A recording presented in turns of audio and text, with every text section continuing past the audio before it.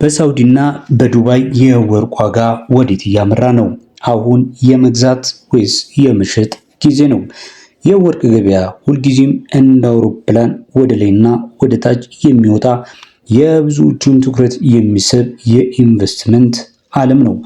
በተለይ በሳውዲ በዱባይ የምትኖሩ ወገኖቻችን ዛሬ የወርቅ ዋጋው ጨመረ ወይስ ቀነሰ ብላችሁ መጠየቅ መቼም የዘውትር ጥያቄያችሁ እንደሆነ አስባለሁ። እኔም ከዛ ተነስቼ ነው እንደዚህ አይነት መረጃዎችን በየቀኑ የምሰራላችሁ። እንግዲህ ዛሬ በሳውዲ በዱባይ እንዲሁም በባህሬን የ24 የ22 የ21 የወርቅ ካራቶች በስንት እየተሸጡ ይገኛሉ የሚለውን እንዲሁም ምን አዲስ ነገር አለ፣ የውጭ ሀገር የወርቅ አዝማሚያስ ወዴት እያመራ ነው የሚለውን አብረን እንመለከታለን። በዓለም አቀፍ ደረጃ እንግዲህ የወርቅ ዋጋ በየሰከንዱ የሚለዋወጥ ቢሆንም የዛሬው የሳውዲና የዱባይ ገበያ የሚከተሉትን ዋና ምልክቶች በማሳየት ላይ ይገኛል። ከዛ በፊት ግን አንድ ማስታወቂያ አለኝ። በተለይ የባህሬን ወርቅ ለምትፈልጉ ሁሉ ይሄ ማስታወቂያ ይመለከታችኋል። ወርቅ አለኝ የሚሸጥ ማለት ነው። እነዛ ወርቆችን ቴሌግራም ላይ ዲስክሪፕሽን ላይ በማስቀምጥላችሁ ቴሌግራም ቻናል የመግዛት ፍላጎት ካላችሁ ሃይ በሉኝ። ሃይ ለምትሉኝ ቴሌግራም አድሬሴን አስቀምጥላችኋለሁ። ኮመንት ላይ ምልክት መስጠት ይቻላል። በዛ ምን እንደሚመስል የወርቁን አሁናዊ ሁኔታ ነግራችኋለሁ፣ ዋጋም ነግራችኋለሁ። የሚመቻችሁ ከሆነ የትም ቦታ ከሆናችሁ ማለት ነው መግዛት ትችላላችሁ። እሱ ብቻ ሳይሆን ደግሞ ኦንላይን ላይ ሆናችሁ የምትገዙበትን ሁኔታንም ተመቻችቷል ማለት ነው። በዚህ ቪዲዮ ታግ የተደረጉ ኦንላይን ላይ የሚሸጡ ወርቆች አሉ። እነሱንም በመመልከት እንግዲህ በኦንላይን ክፍያ ከፍላችሁ ወርቁን መውሰድ ትችላላችሁ ማለት ነው። ተጨማሪም ወርቅን ከፈለጋችሁ ንገሩኝ ማለት ነው። ዱባይ ስንመለከት የዱባይ የወርቅ ገበያ እንግዲህ ዓለም አቀፍ ዶላር ምንዛሬ ጋር የተገናኘ ነው። ከዛ በፊት ግን ቪዲዮውን ስትጀምሩ ላይክ እንዳደረጋችሁና ቻናሉንም ሰብስክራይብ እንዳደረጋችሁ እርግጠኛ ነኝ፣ በተለይ አዳዲስ ይሆናችሁ ማለት ነው። ዛሬ እንግዲህ እያወራን የምንገኘው የውጭ ወርቅ በስንት እየተሸጠ እንደሚገኝ ነው። ዱባይ ላይ፣ ሳውዲ ላይ እንዲሁም ደግሞ ባህሬን ላይ ትኩረት አድርገን እንመለከታለን። በዛሬው ዕለት ገበያው አንጻራዊ በሆነ ሁኔታ አረጋዊ ማለትና መጠነኛ የዋጋ ማስተካከያ እያሳየ ይገኛል፣ የዱባይ ማለት ነው። የሳውዲውንም ስንመለከት በሳውዲ ገበያም ተመሳሳይ ነው አዝማሚያው።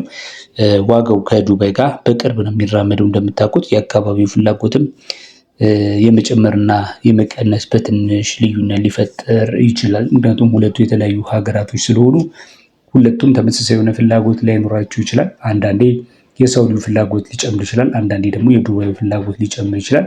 በዛና በመሰል ምክንያቶች ዋጋው ልዩነት ይኖረዋል ማለት ነው። ግን ያን ያህል ልዩነት የለውም። እስኪ ዱባይ ላይ ወርቅ ቤቶች ላይ በስንት እየተሸጠ እንደሆነ የምታውቁ ከሆነ እዛ ላይ ያለውን ዋጋ ንገሩኝ።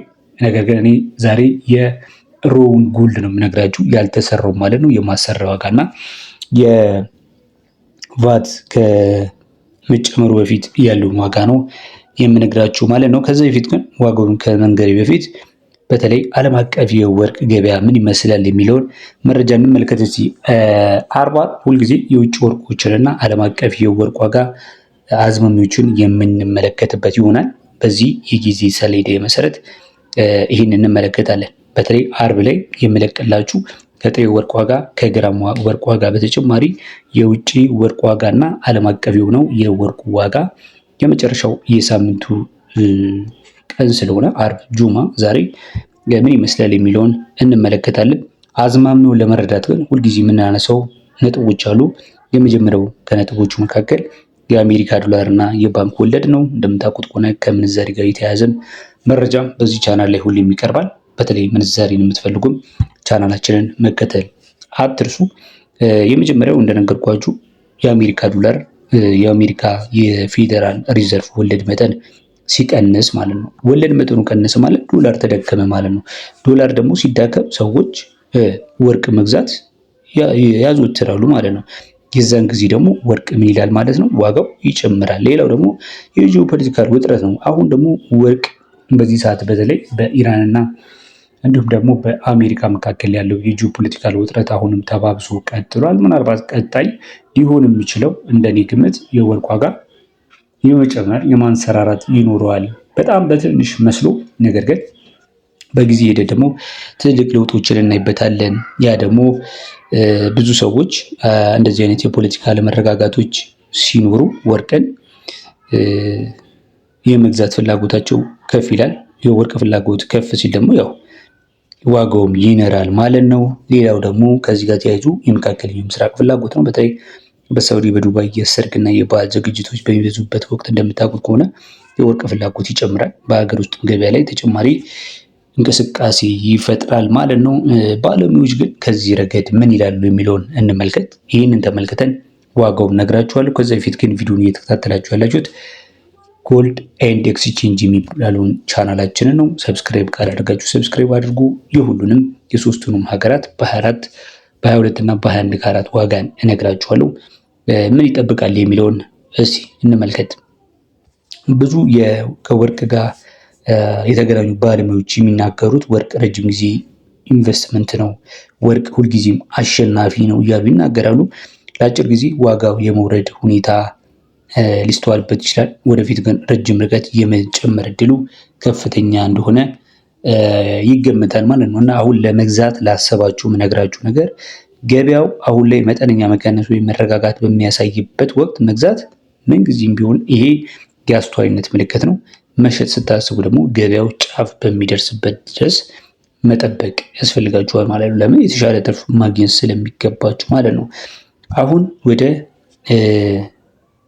ፕራይሶቹ እናልፋለን። ፕራይሶቹን የሳውዲን የዱባይን እና የባህሬን በስንት እየተሸጠ እንደሚገኝ እነግራችኋለሁ። የሳውዲን ጀምረን እንመለከታለን። በሳውዲ አረቢያ 24 ካራት ወርቅ እየተሸጠ የሚገኘው በ489 ከ68 የሳውዲ ሪያል ነው። 22 ካራቱ ወርቅ ደግሞ በሳውዲ በ448 ከ88 የሳውዲ ሪያል ይሸጣል።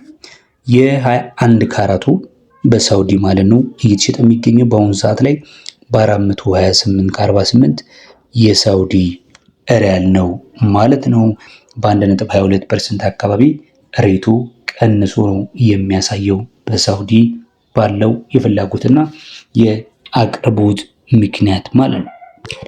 ሌላው ሀገር ዱባይ ስንሄድ በዱባይም እንዲሁ የ24 ካራቱ ወርቅ በ478 ከ92 ሲሸጥ የ22 ካራቱ ደግሞ በ439.01 ዲርሃም እየተሸጠ ይገኛል። የ21 ካራቱ ደግሞ በዲርሃም በ419 ከ06 ነው በዱባይ እየተሸጠ የሚገኘው። ቀጥሎ ወስዳችሁ ወደ ባህሬን ነው። የባህሬንን ስንመለከት 24 ካራቱ በ49 ከ18 ሲሸጥ 22 ካራቱ በ45 ከ08 ይሸጣል። 21 ካራቱ በ43 ከ03 ይሸጣል። ዛሬ በምክንያት ነው መጨረሻ ላይ ያደረኩላችሁ። ነገር ግን ሌላ ጊዜ አልደግሞም ከይቅርታ ጋር ነው የምነግራችሁ። ምክንያቱም ብዙዎቻችሁ ዋጋውን መጀመሪያ ስላላችሁኝ ሌላውን ምክንያቶች እያደረግኩት የተለያዩ ምክሮችን ያደረኩት ሆን ብዬ ነው በእርግጥ። ነገር ግን ሌላ ጊዜ ዋጋውን እንደማስቀድም ነግራችኋለሁ። አፉ በሉኝ ብያለሁ።